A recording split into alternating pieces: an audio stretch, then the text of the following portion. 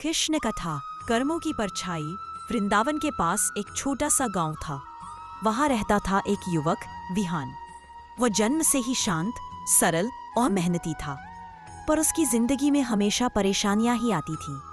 कभी खेत में नुकसान, कभी व्यापार में घाटा, तो कभी लोगों के तानों की मार।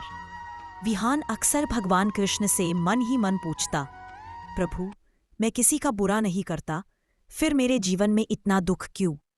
एक दिन मन बेहद भारी था, तो वह यमुना किनारे बैठ गया। हवा में मंद सुगंध थी, पर उसके दिल में तूफान चल रहा था।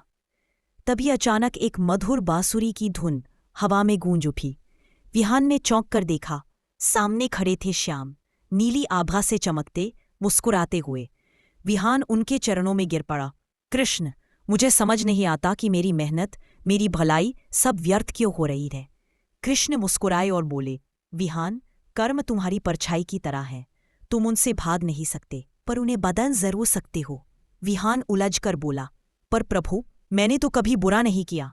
कृष्ण ने यमुना के जल में एक पत्थर फेंका। पानी में गोल गोल लहरें उठी। देखो विहान, ये लहरें उसी पत्थर की गूंज है जो मैंने डाला। कर्म भी ऐसे ही है। हम जो करते हैं उसकी तरंगें जीवन भर हमारे साथ चलती रहती है, कभी सुख बनकर, कभी परीक्षा बनकर। विहान बोला, तो क्या मेरा बुरा वक्त कभी खत्म नहीं होगा? कृष्ण ने मुस्कुराते हुए उसके कंधे पर हाथ रखा। कर्मों का फल आता है, जाता है, पर तुम्हारा नया कर्म नई दिशा तय करता है। बुरा वक्त तुम्हें रोकने नहीं, बल्कि ढालने आता है। जैसे कच्ची मिट्टी को पकने के लिए आग की जरूरत होती है, वैसे ही अच्छे इंसान को चमकने के लिए कठिनाइयों की जरूरत पड़ती है। विहान शांत होकर बोला, तो मुझे क्या करना चाहिए प्रभु? कृष्ण बोले, अपने भाग्य को कोसना छोड़ दो। हर दिन एक छोटा अच्छा कर्म करो, किसी की मदद करो, ईमानदारी से कमाओ, और मन में क्रोध न रखो। नया कर्म पुरानी परछाई को बदल देगा। यही जीवन का नियम है। विहान धीरे धीरे समझने लगा। उसने कृष्ण के चरणों में प्रणाम किया। कृष्ण की मुस्कान में ऐसा अपनापन था कि उसका सारा दुख पिघल गया। कुछ महीनों बाद विहान ने हर दिन एक छोटा नेक काम करना शुरू किया। किसी गरीब को अनाज दे देना, खेत में मेहनत जारी रखना, लोगों की मदद करना। धीरे धीरे उसका जीवन बदलने लगा।